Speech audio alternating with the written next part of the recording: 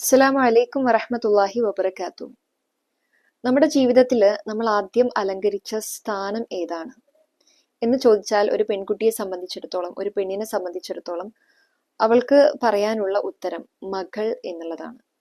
ഇപ്പൊ നമ്മളൊക്കെ ജീവിതത്തിൽ ഒരുപാട് സ്ഥാനങ്ങൾ വഹിക്കുന്നുണ്ട്. എന്നാൽ ജീവിതത്തിന്റെ ആദ്യത്തില് വളരെ മനോഹരമായ അലങ്കരിക്കപ്പെട്ട ഒരു സ്ഥാനമാണ് മകൾ എന്നുള്ളത്. മധുരമുള്ള ഒരു പദം കൂടിയാണത്.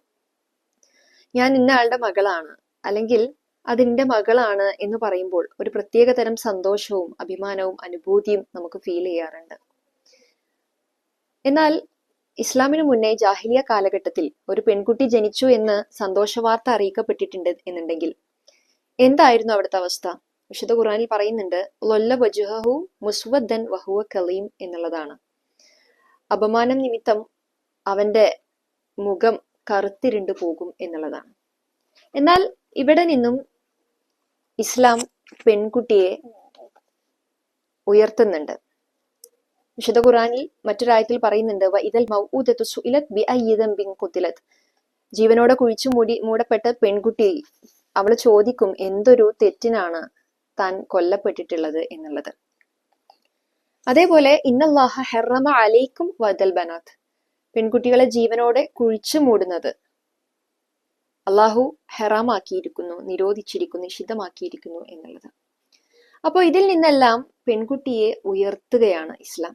ഒരു പെണ്ണ് എന്നുള്ള നിലയിൽ വളരെ ഉന്നതമായ സ്ഥാനമാണ് ഇസ്ലാം നൽകിയിട്ടുള്ളത്. ഒരു പെൺകുട്ടിയെ കിട്ടുകയും നമുക്കൊരു പെൺകുട്ടി ഉണ്ടാവുകയാണ്, അവളെ നല്ല രീതിയിൽ നോക്കുകയാണ്. അവൾക്ക് തൻ്റെ ആൺകുട്ടികളെക്കാൾ കൂടുതൽ അല്ല, പെൺകുട്ടിക്ക് ഒരു ആൺകുട്ടിക്ക് ഒരു പെൺകുട്ടിയേക്കാൾ കൂടുതൽ പ്രാധാന്യം കൊടുക്കാതിരിക്കുകയും ചെയ്തിട്ടുണ്ടെങ്കിൽ അദ്ഖലഹുല്ലാഹു ബിഹൽ ജന്ന, അള്ളാഹു അവരെ, അതായത് ആ പാരന്റ്സിനെ സ്വർഗത്തിൽ പ്രവേശിപ്പിക്കും എന്നുള്ളതാണ്.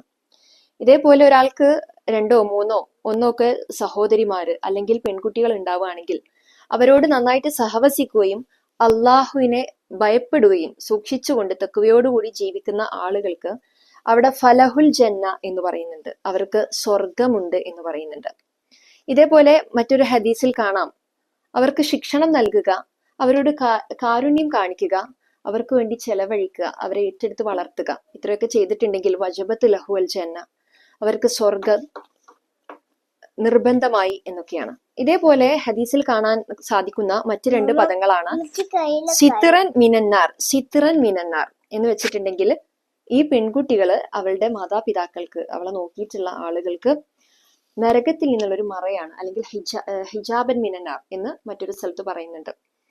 അതുപോലെ പ്രവാചകന്റെ കൂടെയുള്ള ഒരു സുഹബത്ത്, അദ്ദേഹത്തോടൊപ്പം ഇരിക്കാനുള്ള ഒരു സഹവസിക്കാൻ സ്വർഗത്തിൽ ഒരു അവസരം കിട്ടുക എന്നുള്ളതും പെൺകുട്ടികളെ ലഭിച്ച മാതാപിതാക്കൾക്ക് കിട്ടുന്ന ഒരു വലിയൊരു സൗഭാഗ്യമാണ്.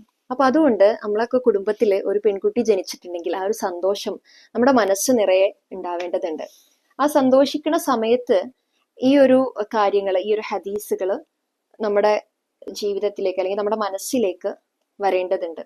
അങ്ങനെ ആ ഒരു രീതിയിൽ നമുക്ക് അവരെ പോറ്റി വളർത്താൻ സാധിക്കുക, കുട്ടികൾക്ക് ആവശ്യമായിട്ടുള്ള ശിക്ഷണം നൽകുക, അവർക്ക് സ്നേഹം നൽകുക, പെരുമാറ്റങ്ങൾ പഠിപ്പിക്കുക, അതുപോലെ അവരുടെ ഡ്രസ്സിങ് മുതലുള്ള കാര്യങ്ങൾ ശ്രദ്ധിക്കുക, സഹവാസ രീതികൾ, അങ്ങനെ എന്തെല്ലാം തലങ്ങളുണ്ടോ അതെല്ലാം ഒരു മാതാവ് പിതാവ് എന്നുള്ള നിലയിൽ നമ്മളോട് ചേർന്ന് നിന്ന് പഠിക്കുന്നവരാണ് നമ്മളുടെ പെൺകുട്ടികൾ.